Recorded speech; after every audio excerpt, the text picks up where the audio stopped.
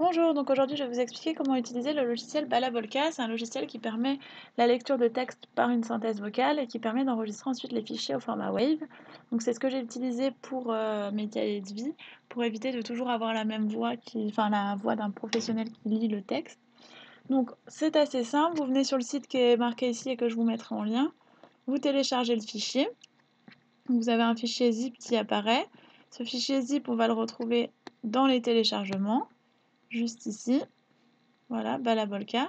Quand on clique dessus sur Setup, on vous demande si vous voulez extraire le document. Donc on va en effet l'extraire.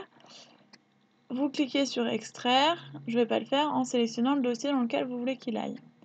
Ensuite, donc une fois que le document a été extrait, enfin le fichier zip, vous avez ici tous les documents nécessaires à l'installation. Vous cliquez sur Setup, on vous demande de confirmer comme c'est quelque chose d'inconnu.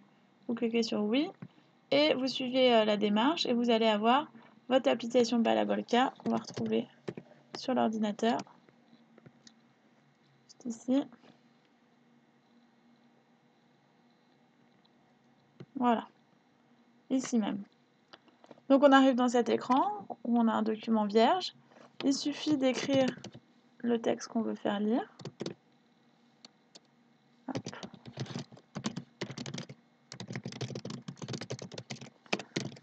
Ce texte, vous pouvez donc le faire lire ici par Hortense, qui est en français, ou par une voix en anglais. C'est possible de télécharger d'autres voix. Ici, j'ai juste la voix qui est présente sur l'ordinateur, c'est-à-dire Hortense. On peut régler la vitesse de lecture. Bonjour, je m'appelle Mélanie.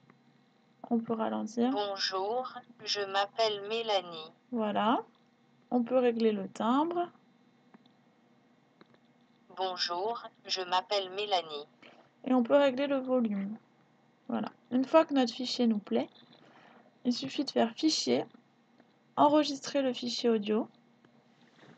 Donc on peut l'appeler, on lui donne un nom.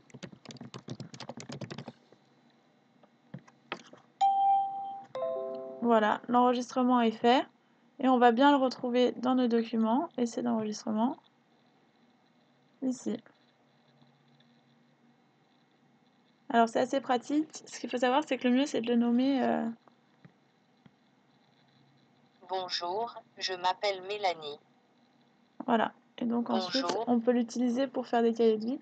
C'est important si vous avez plusieurs enregistrements de les nommer de façon assez parlante, c'est-à-dire page 1, page 2, comme ça c'est plus facile à retrouver ensuite. Voilà pour ce petit tutoriel, j'espère qu'il vous aura été utile et n'hésitez pas si vous avez des questions.